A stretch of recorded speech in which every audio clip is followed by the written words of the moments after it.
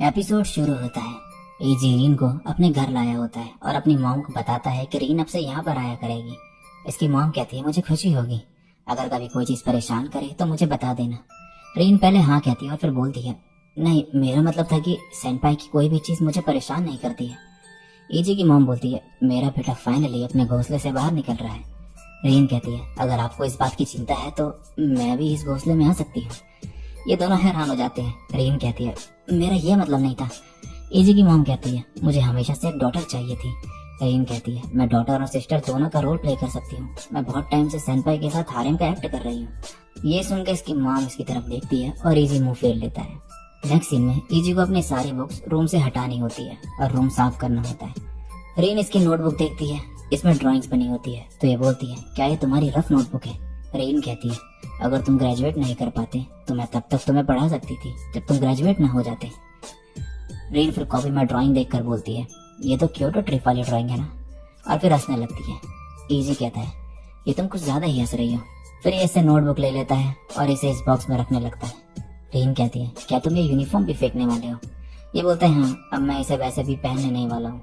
Reign कहती है मैं अब तुम्हें यूनिफॉर्म में नहीं देख पाऊंगी, लेकिन हम यूनिफॉर्म डेट पे जा सकते हैं। ये कुछ नहीं बोलता तो ये जिद करने लगती है। दूसरी तरफ एजे की मॉम ये सब आवाजें सुन के कहती है क्या मुझे वहां जाना चाहिए। फिर ये उनके लिए खाने के लिए कुछ ले जाती है, बट आवाजें सुन के ये कहती है लवर्स का झगड़ा। नेक्स्ट सीन में रीन एजी का सामान देख रही होती है। इसे इसमें क्ले मिलता है तो ये इससे फिर अजीब सा क्रिएचर बनाती है और कहती है मैं तुम्हें ये देती हूँ, इसे डेकोरेशन के लिए यूज करना। एजी को समझ नहीं आता ये क्या है तो ये हंसने लगती है। नेक्स्ट सीन में पेपर फोल्ड करके कुछ चीजें बनाती है और फिर बोलती है तुम्हें नहीं लगता कि हम इमेच्योर लग रहे हैं। इजी कहता है हम नहीं तुम। रेन कहती है मुझे अडल्ट जैसा कुछ करना है। ये कहता है जैसे कि एक दूसरे को हक करना। ये रीन की तरफ देखता है तो ये इसे हक करने को कहती है। इजी शॉक्ड होता है और जब इसकी तरफ हाथ बढ़ाता है तो ये पीछे हो जाती है और हंसने लगती है और कहती है तुम्हें नहीं लगता तुम बच्चे जैसे हो। ये कहता है तो फिर देखते हैं कि कौन पहले अडल्टहुड तक पहुंचेगा। ये कहती है ठीक है। इजी इसकी तरफ हाथ बढ़ाता है और बोलता है तुम स्टार्ट करो। रीन ये सब देखकर घबरा जाती है और पूरी लाल हो जाती है। सीन शिफ्ट होता है। आज इनकी यूनिफॉर्म डेट होती है। इजी कहता है यूनिफॉर्म पहन के पहले की यादें ताजा हो गई। रीन कहती तुम कुछ दिन पहले ही ग्रेजुएट हुए हो। फिर ये स्टफ्ड टॉय देखने जाते हैं। इजी इससे बहुत खुश होता है तो रीन बोलती है तुम हाई स्कूलर जैसे ही हो। ये सुनकर ये मैच्योर एक्ट करने लगता है और बोलता है अब मैं छोटा बच्चा नहीं रहा जो स्टफ्ड टॉय देखकर खुश हो जाए। रीन इसे ये टॉय वापस देती है तो ये फिर से खुश हो जाता है। रीन कहती है क्या मैं ये तुम्हें तुम्हारे कॉलेज एडमिशन की खुशी में दिला दूं। ये बोलता है मुझे ऐसे 100 चाहिए। नेक्स्ट दिन में इन्हें आयाका मिलती है। ये छींकती है तो इजी इसे अपने ग्लव्स दे देता है ताकि इसे कोल्ड ना हो और फिर ये हैंड शेक करते हैं। रीन कहती है सन भाई तुम नहीं बदले, तुम्हारा सबके साथ सेम बिहेवियर है। आयाका इसके साथ खेल रही होती है। ये कहता है क्या सच में। रीन ये देखकर कहती है हाँ। इजी कहता है लेकिन तुम जैसे अलग अलग रोल प्ले करने के लिए अपना एटीट्यूड चेंज करती रहती हो, ये बहुत अमेजिंग है। रीन हंसने लगती है।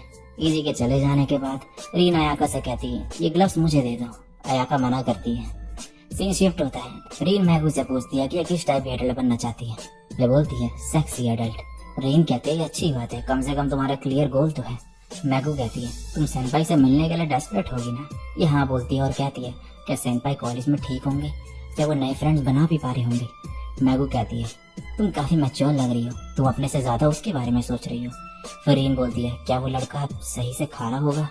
मैगू कहते हैं नहीं, ये एक वरिड मॉम की तरह लग रहा है।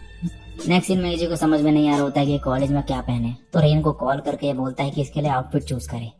अगले दिन संडे को इजी रीन के लिए वेट कर रहा होता है। ये टाइम देखते हुए कहता है मैं तो बहुत ही जल्दी आ गया, हमें तो 10 बजे मिलना था। रीन का टेक्स्ट आता है, ये इसे जल्दी आने को कहती है तो ये टेक्स्ट करता है कि मैं जस्ट अभी उठा हूँ। तभी रीन यहाँ आ जाती है और बोलती है सेंपाई तुम झूठे हो, क्या तुम मुझे देखने के लिए इतने उत्सुक थे। ये कहता है लेकिन तुम भी तो जल्दी आ गई। ये कहती है मैं तो इंतजार कर रही थी। ये कहता है ये तो चीटिंग है। अब ये लोग कपड़े लेने जाते हैं। बहुत सोचने के बाद रीन इसके लिए लॉन्ग स्लीव्स वाले कपड़े चूज करती है और फिर इसे देखकर बोलती है तुम मैच्योर लग रहे हो। इजी कहता है अगर तुमने इतने ध्यान से मेरे लिए कपड़े चुने हैं, मैं तुम्हारे एफर्ट्स को अप्रिशिएट करता हूँ। ये बोलती है मैं कुछ ज्यादा ही एक्साइटेड हो गई थी। तो इजी मुंह बनाते हुए कहता है तुम ऐसी लग रही थी। ये कहती है नहीं ऐसा नहीं है। इजी कहता है मैं तुम्हारे लिए कपड़े चूज करूंगा रीन। ये मुंह बनाती है तो ये बोलता है ऐसा मत करो। नेक्स्ट सीन में एक कैट शॉप में आते हैं। रीन अंदर जाती है तो एक बिल्ली को अपने पास बुलाती है, फिर इजी से देखने को बोलती है, पर इजी के पास ऑलरेडी बहुत सारी बिल्लियां चढ़ी हुई होती है। ये बोलती है मुझे जलन हो रही है। फिर ये कहती है ठीक है, मैं इस बिल्ली के साथ ही मजे करूंगी। ये और उसकी बिल्ली जो है आवाजें निकालने लगते हैं। एजी कहता है क्या तुम दोनों ऑलरेडी फ्रेंड्स बन चुके हो? रीन कहती है ये मेरे म्याऊं का रिप्लाई दे रही है। एजी कहता है जबकि मेरी बिल्लियां मेरे ऊपर चढ़ रही हैं। ये कहती है तुम कैट टावर लग रहे हो। तो ये बोलता है तो क्या मैं इनके लिए बस एक खेलने की चीज बन गया हूँ? फिर ये रीन को खुश देखकर बोलता है मैं तुम्हारे पास आ रहा हूँ, और फिर सारी बिल्लियों को लेकर इसके बगल में बैठ जाता है। रीन कहती है नहीं, तुम ऐसा नहीं कर सकते हो। नेक्स्ट सीन में एजी बोलता है क्या मैं तुम्हें घर तक छोड़ने आऊँ? ये बोलती है तुम मुझे बस स्टॉप तक छोड़ दो। ये बोलता है तुम्हें पता है ना कि अब हम नेक्स्ट वीक तक मिलेंगे। रीन बोलती है अगर तुम मुझे घर तक छोड़ोगे तो ये मेरी सेल्फिशनेस होगी। जब ये बस स्टॉप पहुंचते हैं एजी पहले इधर उधर देखता है, फिर इसे हक कर लेता है। रीन कहती है सेनपाई। ये बोलता है मैं रिचार्ज कर रहा हूँ। ये मुस्कुराती है और इसे हक कर लेती है। एजी कहता है अब मैं शायद नेक्स्ट वीक तक सही रहूंगा। ये एक्टिंग करते हुए बोलती है तो मुझे एक दिन के लिए भी मत भूलना, ओके? ये बोलता है ठीक है, मैं तुम्हारी पिक्चर्स अपनी वॉल पर लगा लूंगा। ये कहती है क्या तुम इतनी जल्दी जाने लग गए?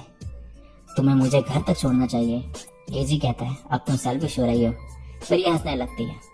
नेक्स्ट दिन रीन को एजी का मैसेज आता है कि ये स्कूल में इसे मिलने आ रहा है। तो ये गेट पर रुकी होती है। थोड़ी देर में एजी यहाँ पर आता है। इसका मूड सही नहीं होता है तो ये बोलती है सेन भाई क्या हुआ? ये बोलता है मैं ये कैसे कहूँ, मेरे लिए थोड़ा मुश्किल है, लेकिन आज एक क्लासमेट ने मुझे कन्फेस किया। ऑफ कोर्स मैंने उसे रिजेक्ट करा, लेकिन वो बहुत रो रही थी जिस वजह से मुझे भी सैड फील हो रहा है। रीन पहले हैरान होती है पर फिर कहती है मुझे नहीं पता क्या कहना चाहिए।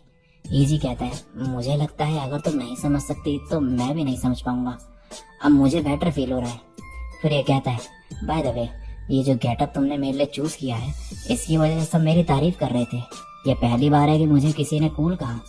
ये सुनकर रीन चिल्लाती है और बोलती है क्या तुम कॉलेज में पॉपुलर हो गए हो? और इसी के साथ ये एपिसोड यहीं पे एंड हो जाता है।